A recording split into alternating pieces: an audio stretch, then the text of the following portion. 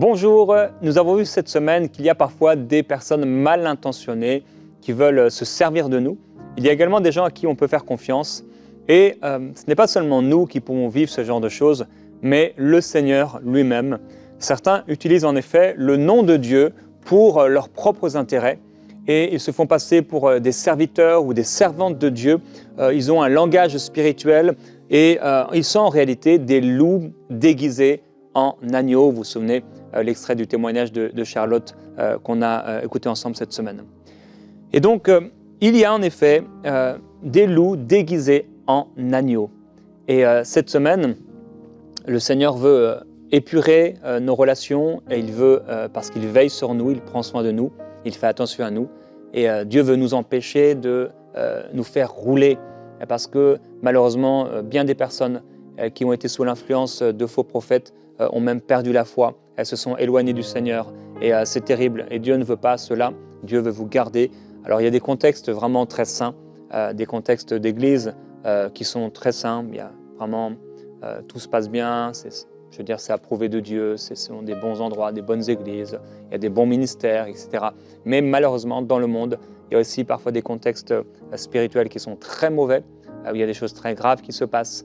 Et dans ce cas-là, le Seigneur veut vraiment vous protéger et vous éloigner de ces endroits qui sont dangereux et de ces personnes qui se font passer pour des serviteurs de Dieu, des agneaux, mais en réalité qui sont des loups déguisés. Alors, je vais partager avec vous plusieurs points aujourd'hui.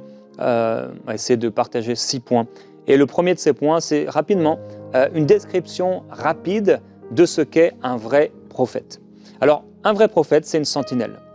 C'est un homme qui est souvent, ou une femme, secret, sobre. C'est un homme de prière, c'est un homme d'esprit.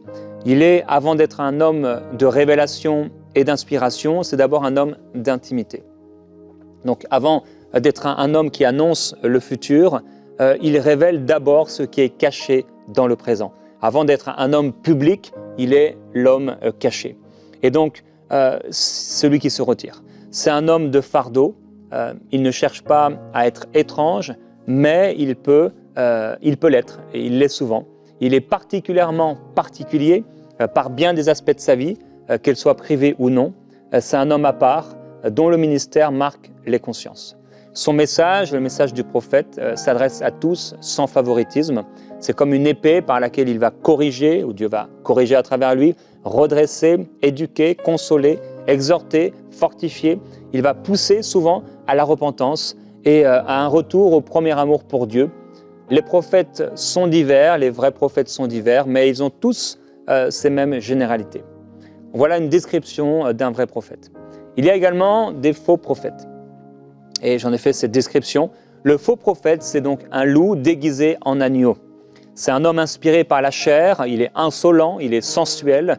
Souvent, c'est un éloquent même orateur, pas toujours, mais souvent. Il possède un pouvoir d'attraction qui attire les plus faibles et ceux qui sont remplis de convoitise. C'est un profiteur intéressé qui, se faisant passer pour souvent un frère saint, qui aime et recherche la visibilité, il cherche les foules, mais aussi parfois les maisons particulières chez qui il aime vivre sans rien payer et en profitant des choses qui sont dans la maison. Il est donc dans et hors de l'Église avec un petit ou avec un grand nombre. Ce faux prophète, il cherche à être étrange, il fait croire qu'il a un don unique et particulier qu'il nous faut absolument connaître ou recevoir. Il promet la liberté, la richesse, la gloire, bien qu'il soit souvent esclave lui-même de la corruption, et si c'est un faux prophète, il l'est. Son message est donné avec favoritisme aux personnes dont il pourra tirer profit. Sous des apparences d'enseignants et parfois même de justiciers des derniers temps, il va affaiblir, il va diviser, il va faire chuter ceux qui l'écoutent, il va les éloigner du Seigneur, et ça va être le fruit indirect de ce que ça va produire. Tout en flattant l'ego des gens, il va déshonorer les autorités, il va rendre confus les gens qui l'écoutent et il va les rendre sensibles au mal. Eux-mêmes vont devenir sensibles au mal et soupçonner le mal chez tout le monde. Il va, comme je l'ai dit, les éloigner de Dieu. Et c'est le temps qui souvent révélera les véritables œuvres d'un faux prophète, mais souvent, malheureusement, bien des dommages auront été causés par ce type de personnes. Et Dieu veut aujourd'hui vous garder et vous protéger, comme je l'ai dit, Et avant d'aller plus loin dans l'enseignement, j'aimerais qu'on puisse ouvrir notre cœur à la présence du Seigneur et à ce que Dieu veut vous dire de manière personnelle et que nous puissions ensemble, à l'écoute de ses paroles, ouvrir notre cœur à la présence de Dieu, ce Dieu qui veut nous garder, qu'on puisse, dans ce temps de prière, nous abriter à l'ombre de ses ailes.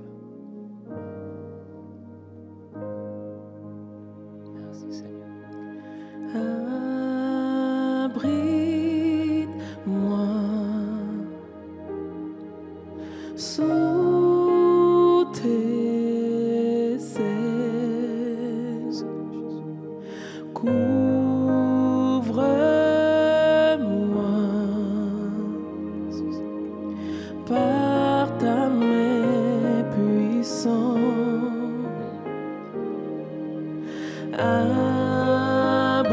Abrite-moi Oui, garde-moi Seigneur. Il faut profiter. sous tes ailes. Garde-moi des hommes, des femmes dangereuses. Couvre-moi Seigneur. Couvre-nous, couvre ton peuple. Par ta main Garde ton peuple, Seigneur, par ta main. Même si les océans Dans les temps les plus difficiles, se déchaînent, là où les je cœurs les traverserai voudraient faire appel à l'homme, avec toi. là où les cœurs voudraient s'éloigner, Seigneur, nous voulons mettre toute notre confiance en toi. Je suis tranquille, Oui, car tu es là. je n'aurai pas peur d'un homme. Je suis tranquille, car tu Je n'aurai pas peur de leur malédiction. es là. En Jésus seul, Oui, Seigneur, c'est en toi je seul, me que je me confie. confie. Je ne donnerai pas mes trésors au pourceau. Il me donne Je ne jetterai pas mes perles au pourceau. force, calme et puissance. En toi, Seigneur, je suis calme. En En toi, Jésus, je suis serein. seul, En toi, je suis tranquille. je me confie.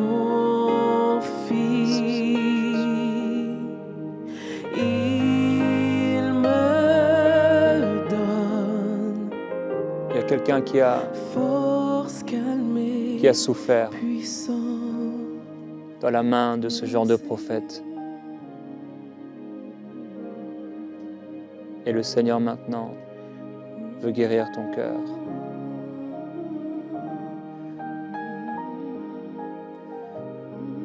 Merveilleux Jésus. Et tu peux continuer à chanter encore un peu. Parce que le Saint-Esprit- Le Saint-Esprit veut apporter cette tranquillité, ce calme dans ton cœur. Tu as été abusé par des faux prophètes.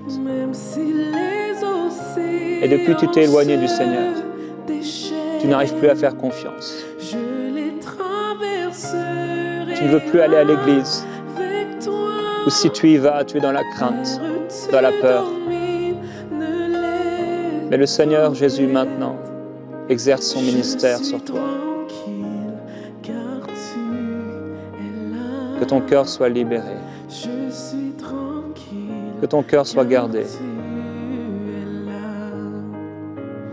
Merci Seigneur. Merci Merci, Jésus. Merci Saint-Esprit. Tu seras avec moi, Seigneur Jésus. Tu me préserveras. Si l'on m'a attaqué, Seigneur, je suis encore debout. Père, merci de guérir le cœur de cette personne maintenant, au nom de Jésus-Christ. Ta présence la touche et la couvre. Guéris son cœur blessé, au nom de Jésus. Amen. Amen. Gloire à Dieu. Je crois que le Seigneur fait une œuvre de restauration et de guérison dans le cœur de plusieurs personnes. Gloire au Seigneur. Alors, j'ai décrit ce qu'est un vrai prophète et ce qu'est un faux prophète. Et le troisième point que je voudrais partager avec vous, c'est qu'il est important de juger les fruits des prophètes selon ce que le Seigneur Jésus a dit. Dans Matthieu au chapitre 7, Jésus dit « Gardez-vous des faux prophètes ». Lorsqu'ils vous abordent, ils se donnent l'apparence d'agneaux, mais en réalité ce sont des loups féroces. Vous les reconnaîtrez à leurs fruits. Est-ce qu'on cueille des raisins sur des buissons d'épines ou des figues sur des ronces? Ainsi, un bon arbre porte de bons fruits. Un mauvais arbre produit de mauvais fruits. Un bon arbre ne peut pas porter de mauvais fruits, ni un mauvais arbre de bons fruits. C'est notre verset du jour. Alors, premièrement, Jésus nous met en garde contre les faux prophètes. Deuxièmement, donc, on doit faire attention parce qu'ils se déguisent et ils paraissent au premier abord être de bonnes personnes. Il faut donc se garder des faux prophètes et faire attention parce qu'ils se déguisent comme le serpent s'est déguisé, comme Satan s'est déguisé. Troisièmement, tout comme on ne cueille pas de figues sur des ronces, donc les figues, on ne va pas les prendre sur des ronces. Les ronces, c'est donc la fondation, il y a les ronces et on pourrait prendre une figue sur des ronces, mais ça ne se fait pas. Eh bien, la fondation de ce que produit une personne ne peut pas être des ronces. Jésus est en train de nous dire, en fait, on ne va pas prendre des figues sur des ronces. La base, c'est les ronces. Et les fruits que vont porter ces ronces, ce sont des figues. Non, ce n'est pas possible. Donc, lorsque tu cueilles un fruit, tu te retrouves sur YouTube. Il y a un fruit, entre guillemets, une vidéo qui est là d'une personne. Toi, tu regardes cette vidéo et c'est un fruit. Ça peut paraître être bien, ce qu'il dit, ok. Mais si c'est le genre de vidéo, tu sais, qui va t'amener à critiquer, à calomnier, etc. On parle, c'est le magazine People de ceux qui sont charnels dans l'Église et qui aiment à critiquer, à juger. Regarde la chaîne de cette personne. Ne regarde pas simplement un fruit comme ça, isolé, mais regarde. Et tu t'apercevras que souvent, combien de fois j'ai vu des vidéos parfois circuler, et je me dis, mais c'est quoi ça? C'est quoi encore cette vidéo? Mais où ils vont chercher ce genre de choses? En fait, tu regardes la chaîne de la personne et tu t'aperçois que c'est n'importe quoi. Il y a des folies, il y a des choses tellement stupides et insensées qui sont faites. Et malheureusement, il y a des personnes qui suivent ce genre de choses. Donc, regarde. Regarde, et est-ce que c'est un buisson d'épines? Tu ne peux pas y cueillir des raisins. Et si tu as l'impression d'en trouver, ne les mange pas. Il y a une différence entre être une vigne qui produit des raisins, mais qui a quelques épines, et d'être un buisson d'épines qui produit des raisins. C'est la base de ce que nous sommes qui définit qui nous sommes. Est-ce que c'est un buisson d'épines, cette personne? Ou est-ce que c'est un figuier? Sur quoi est construite cette maison? Sur quoi est bâti ce ministère? Sur quoi est bâtie cette personne? Alors, quatrièmement, un bon arbre porte de bons fruits. On devrait donc voir avec clarté les bons fruits de cette personne. Tout comme on peut voir avec clarté des raisins sur une vigne. Donc, si c'est un vrai serviteur de Dieu, il doit avoir des fruits. On doit les entendre, on doit en entendre parler, on doit le voir. Pas seulement de ce qu'il dit de lui-même, mais on doit en entendre un écho. Autre point, c'est que à ce sujet, au sujet des fruits, il y a vraiment une incompréhension qui est extrêmement courante. Parce que Jésus dit qu'un mauvais arbre ne peut pas porter de bons fruits. Mais le problème, c'est que, eh bien, il y a des personnes qui ont l'apparence de porter des fruits et en plus de porter des bons fruits. On peut voir des miracles, des guérisons, on peut voir cette personne dire des choses qui sont justes, et c'est là où les gens ont mal compris ce qu'a dit Jésus. Comment savoir si un fruit est bon ou mauvais? Parfois, ça se voit directement, mais parfois, bien, il faut le couper en deux. C'est quand tu coupes le fruit en deux que tu vas voir s'il est bon ou s'il est pourri. Parfois, tu peux le couper en deux, il a l'air d'être bon. Moi, j'aime les clémentines, surtout à la période en décembre. Et donc, on achète des clémentines. Et des fois, tu es tellement déçu parce que tu viens d'acheter 2 kilos de clémentines et tu ouvres la clémentine, elle a l'air d'être bonne et tu la manges et c'est fade, il n'y a aucun goût. Et là, tu as hâte d'aller quelque part en Afrique pouvoir manger des bonnes clémentines. Et le fruit avait l'air d'être bon, mais quand tu le manges, tu réalises qu'en fait, il n'est pas bon du tout. Il est dégoûtant. Donc, lorsque Jésus dit que un mauvais arbre, il ne peut pas porter de bons fruits, tu peux voir des fruits dans la vie d'une personne et te dire, mais c'est des bons fruits, il y a des miracles, il y a des guérisons, mais tant que tu n'as pas coupé en deux, tant que tu n'as pas même parfois mangé, tu ne peux pas voir que ce fruit, la qualité de ce fruit, les nutriments que vont donner ce fruit. Donc, quelqu'un peut avoir l'apparence de porter de bons fruits et il ne suffit pas de dire « Seigneur, Seigneur », mais il faut accomplir la volonté du Père.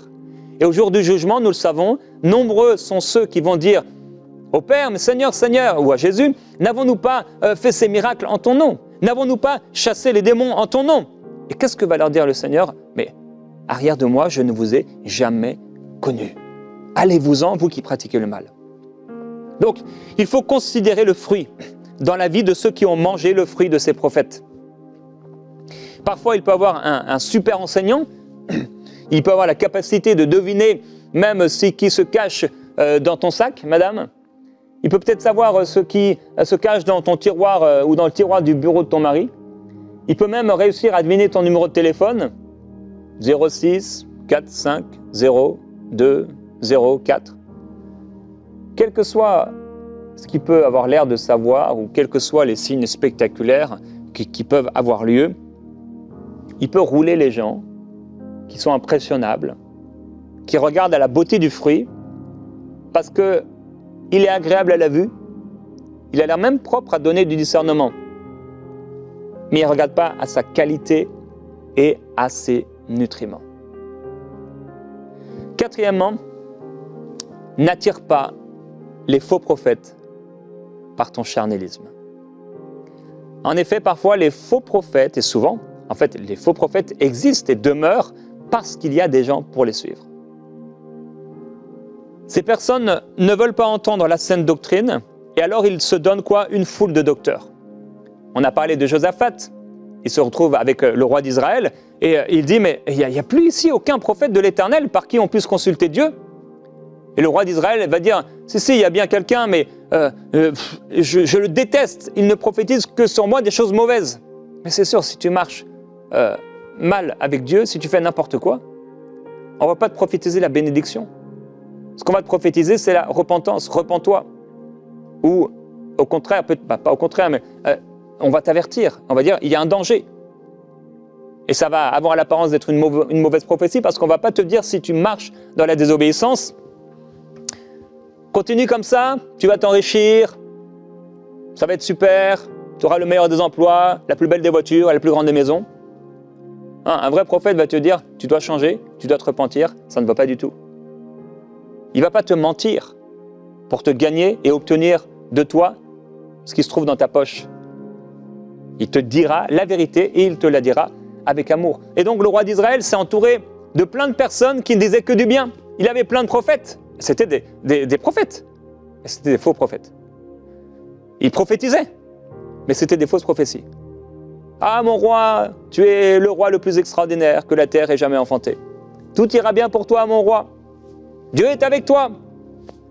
En fait, ce roi d'Israël ne voulait rien entendre de mal. Il ne voulait pas être corrigé. Il ne voulait pas être averti. Et quand tu ne veux pas être corrigé, quand tu ne veux pas être averti, quand tu ne veux pas grandir, eh bien, qu'est-ce qui va se passer? C'est que tu vas t'entourer. Tu vas te donner une foule de docteurs. Tu vas écouter que des gens qui te promettent la bénédiction. Tu vas écouter que des gens qui te promettent que tu vas être riche demain. Tu vas être millionnaire, tu vas être billionnaire, tu vas je ne sais quoi. On m'a offert une paire de chaussures alors que j'étais dans un certain pays. J'étais béni, j'étais content. En fait, j'avais pas de chaussures noires, je crois. Et donc, un jeune m'a offert des chaussures. Et quand il m'a offert les chaussures, j'ai regardé, il y a la marque de la paire de chaussures, c'était billionnaire. Bon, ça n'avait pas l'air d'être des chaussures de billionnaire, mais je ne sais même pas si ça se dit. En tout cas, N'attire pas les faux prophètes par ton charnélisme. Pourquoi il y a tant de personnes qui suivent des soi-disant hommes de Dieu, ou certains, c'est des hommes de Dieu, mais ils ont une grosse faiblesse ou un manque de sagesse évident. Ils suivent des personnes, des hommes de Dieu, voilà, qui arrivent dans leur grosse limousine. Sérieusement, j'ai du mal à imaginer Jésus venir avec une escorte de grosse limousine. Et même si on l'avait fait, parce que sérieusement, on aurait pu le faire. Jésus serait monté dans la voiture, il n'y a pas de souci.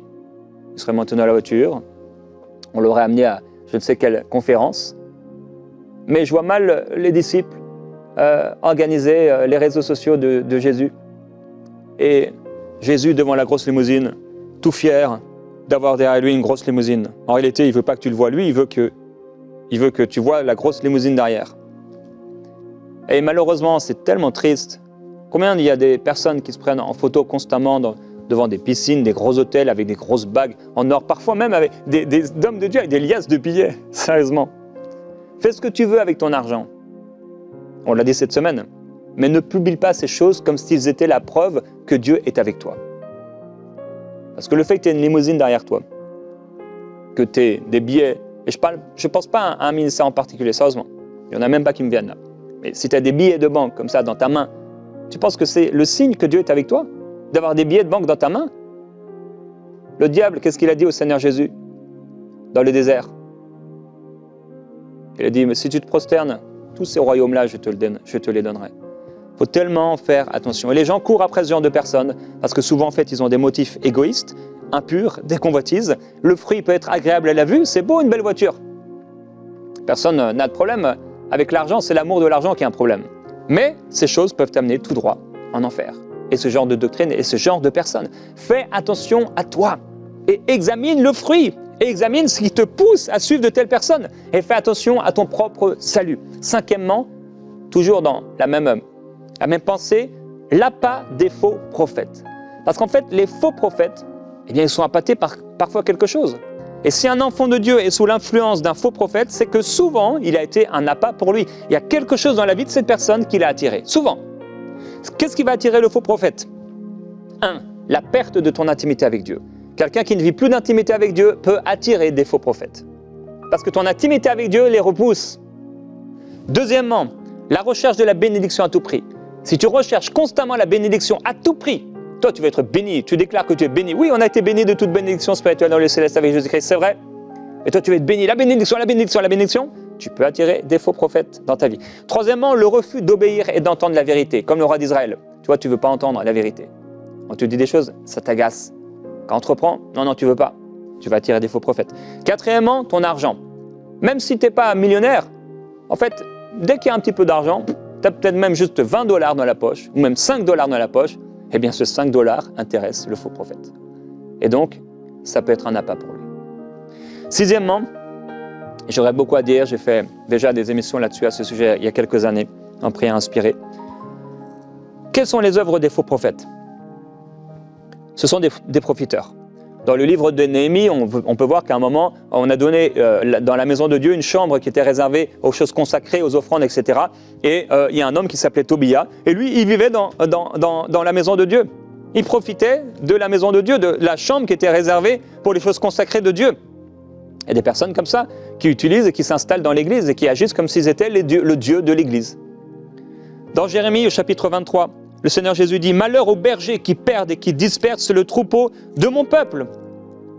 C'est pourquoi ainsi parle l'Éternel, le Dieu d'Israël, sur les bergers qui font paître mon peuple, vous avez disséminé mes brebis, vous les avez chassées, vous n'en avez pas pris soin. »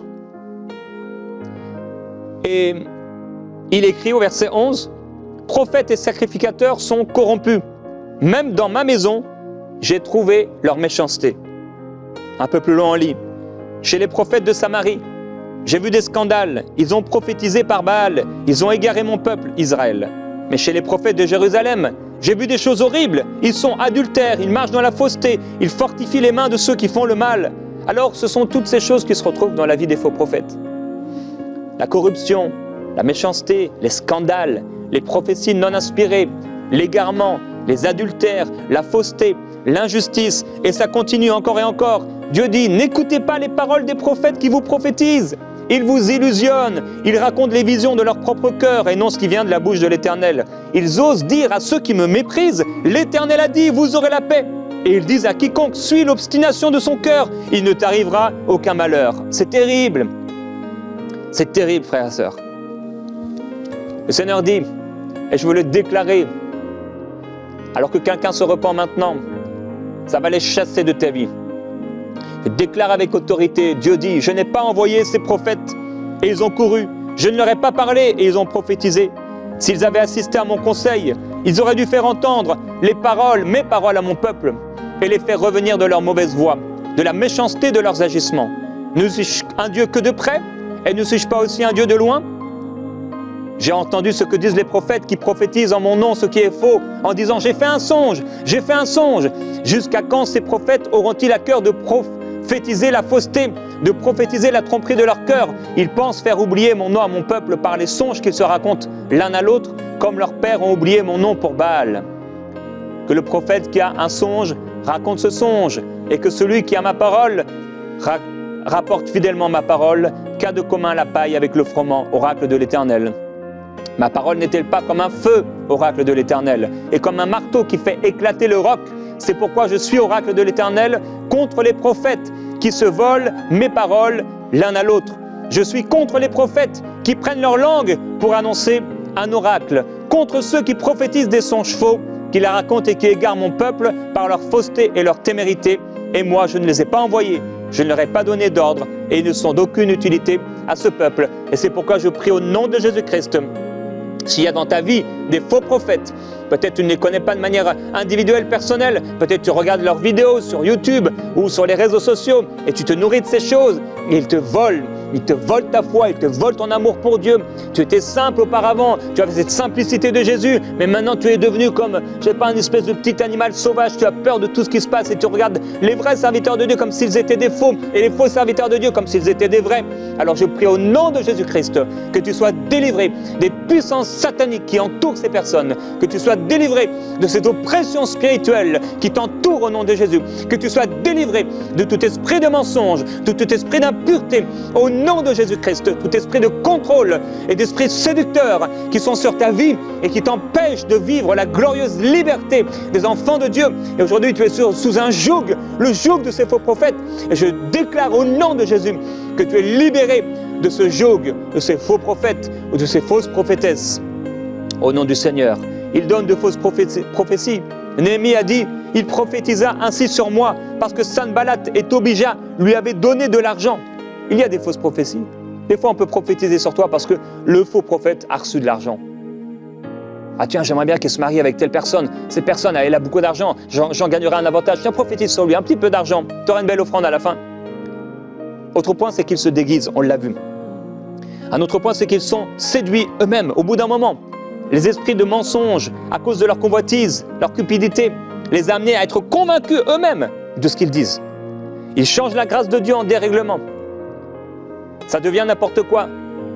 Ça devient de la débauche. Ils renient Jésus. Alors, ils ne renieront pas publiquement comme ça, mais c'est leurs œuvres qui renient le Seigneur. Ils ont des rêveries. Le prophète Sédécias, il s'était fait des cornes de fer. Il était inspiré. C'était un prophète inspiré, mais son inspiration n'était pas divine. Elle était satanique et charnelle. Non seulement il était inspiré, mais il était vraiment prophète. C'était un prophète, c'est évident, mais c'était un faux prophète. Ils souillent la chair, ils méprisent l'autorité du Seigneur, ils injurient les gloires. Alors, je prie au nom du Seigneur Jésus-Christ que tu puisses être libéré vraiment de toute influence satanique. Parfois, il y a des faux prophètes, parfois, ce sont aussi des esprits mensongers et de séduction. Et il y a peut-être une ou des doctrines dans ta vie qui t'empêchent vraiment de pouvoir vivre pleinement cette liberté en Jésus-Christ. Tu n'es pas joyeux, tu n'es pas joyeuse, mais pourtant le royaume de Dieu, c'est la paix, c'est la joie, c'est la justice. Mais toi, tu n'as plus de paix. À cause de ce que tu as écouté, tu t'es nourri de ces vidéos. Tu as perdu ta joie. Et je prie maintenant que cette joie revienne dans ta vie au nom de Jésus. Je prie maintenant que cette paix revienne dans ta vie au nom de Jésus-Christ. Et si tu entends ma voix maintenant, et que tu as accepté l'influence de ces faux prophètes, peut-être parce qu'il y avait des choses mauvaises dans ton cœur, Dis Seigneur, pardonne-moi, je t'en prie, pardonne-moi.